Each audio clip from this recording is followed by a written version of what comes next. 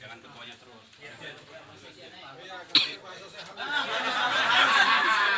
Jangan bilang anjing lagi. Ayo Pak Sekjen, sini. Gini aja. Sekjennya berdiri kita dulu. Saya punya berita satu dong ini. Kita pinjem. Udah duduk aslinya masih enak kali lah. Situ sih Pak Sekjen duduk. Biar Jangan, nanti nggak kelihatan. Nanti latar belakangnya kita ya. Ini adalah informasi yang saya tulis dari mulutnya Direktur Utama Merpati.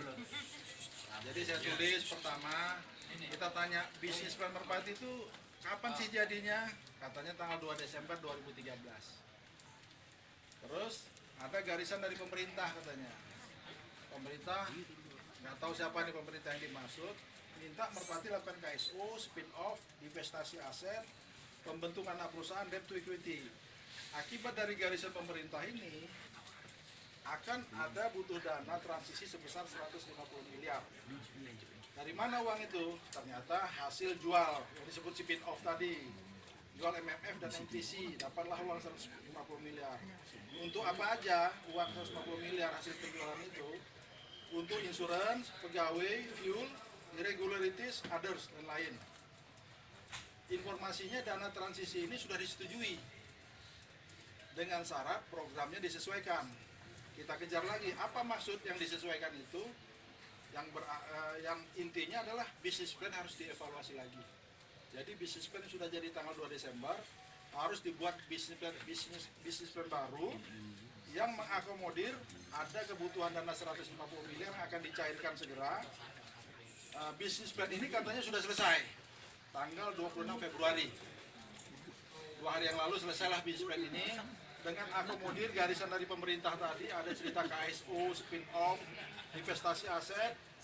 Nah, terus selanjutnya bisnis plan ini akan dikonsolidasi ke PPA. Ini bisnis plan 2 hari lalu jadi, dibawa ke PPA, nanti dibawa ke Kementerian BUMN, dibawa ke Kementerian Keuangan.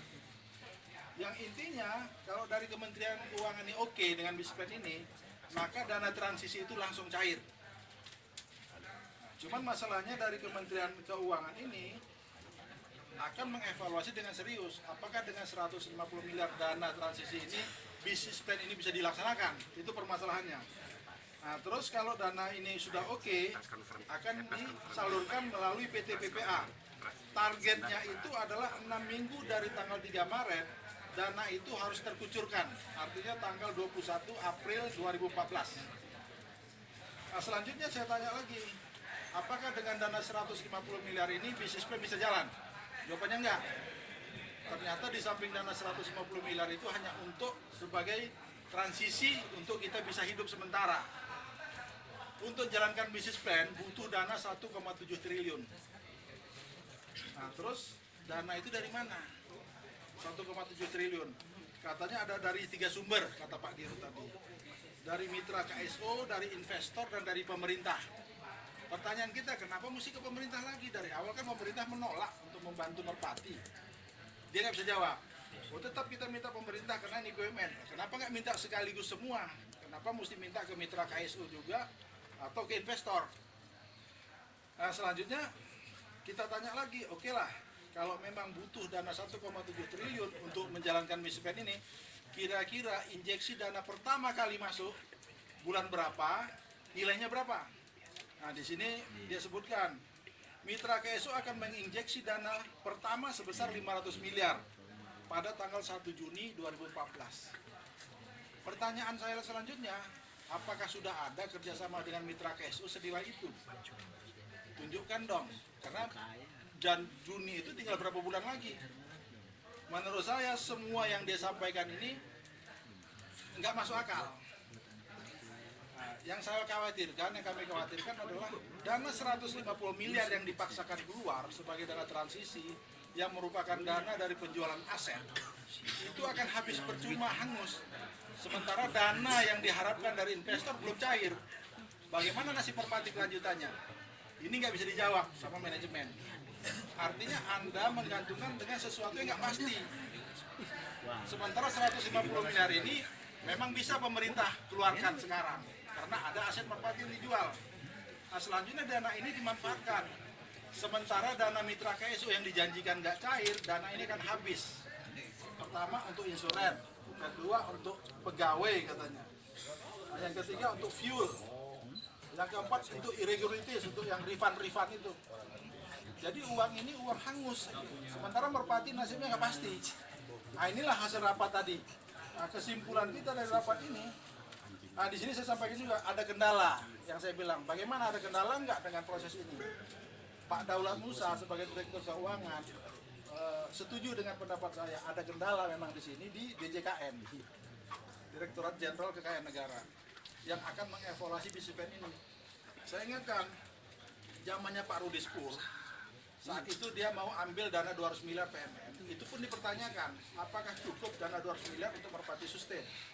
Sama dengan pertanyaan saya hari ini, apakah cukup dana 150 miliar untuk Merpati sustain? Pasti DJKN juga menanyakan hal yang sama. Apakah cukup dana 100 miliar ini untuk Merpati sustain? Inilah yang kita khawatirkan pada saat DJKN menolak BISIPEN Merpati, uang itu nggak akan terkucurkan, maka gajian karyawan nggak akan bisa dipastikan dari kapan. Nah, tapi terakhir kita minta komitmen dari manajemen. Kira-kira pembayaran hak karyawan yang tertunda bulan Desember, bulan Januari dan bulan Februari, kapan manajemen berani bayar? Di sini harus tulis. Kita paksa untuk ditulis. Setelah diskusi agak lama dengan Direktur Keuangan, Direktur Utama bilang minggu ketiga bulan Mei 2014. Kita bilang, Pak, 3 bulan aja karyawan sudah mati. Bagaimana ditambah 2 bulan selanjutnya? Nah, dia bilang dengan emosional yang ada terjadi ini, dia akan lapor segera ke Kementerian BUMN untuk meminta percepatan diturunkannya dana transisi tadi yang 150 miliar. Saya bilang pertanyaannya, Pak, kalau dana itu turun, tidak ada program berkelanjutan dengan BISIPEN yang jelas, uang itu habis. Kami menyarankan freeze Merpati, karena nggak ada solusi konkret, nggak boleh solusi parsial, hanya menyelamatkan sementara. Nasib Merpati kelanjutnya ya jelas. Maka kami menghimbau lah Kementerian BUMN, Kementerian Keuangan, jangan ikutin maunya Direktur Merpati yang sudah jelas-jelas nggak mampu mengelola perusahaan ini. Dia mengejar dana 150 miliar dengan emosional yang diderita oleh teman-teman. Mungkin diizinkan keluar dana 150 miliar dengan asumsi kasihan karyawan Merpati, tapi uang itu akan menjadi sia-sia untuk Merpatinya sendiri. Makanya kami minta solusi yang komprehensif dari 150 miliar, dan kami minta kebutuhan dana untuk menjalankan BISIPEN ini adalah murni dari pemerintah. Jangan lagi menggantungkan dengan investor yang nggak jelas. Sampai hari ini aja kita nggak tahu investor atau mitra KSU mana yang dia pegang yang bisa mengucurkan dana 500 miliar di bulan Juni. Nah, jadi itu kita sampaikan, dan teman-teman semua juga sepakat bahwa direksi kita sekarang ini fail, gagal. Dari pilot menghimbau, jangan mempermalukan diri kita sendirilah. Jangan kita permalukan direktur kita. Kita minta Legowo untuk mundur. Tapi seperti rekan-rekan ketahui, beliau masih ngotot, masih kepingin terus jadi dirut. Nah, dengan langkah itu otomatis kita akan ada langkah selanjutnya dari dokumen ini. Nah, jadi dokumen ini akan kita bawa ke Kementerian Tenaga Kerja untuk nanti kita teruskan juga Kementerian BUMN dan Kementerian Keuangan, termasuk Presiden dan DPR Komisi 6. Kita tunjukkan bahwa betapa bodohnya skenario yang dibuat. Ini akan kita tunjukkan. Karena ini siapapun yang baca urutan pekerjaan ini adalah orang yang nggak ngerti. Gitu teman-teman. Mungkin ada pertanyaan?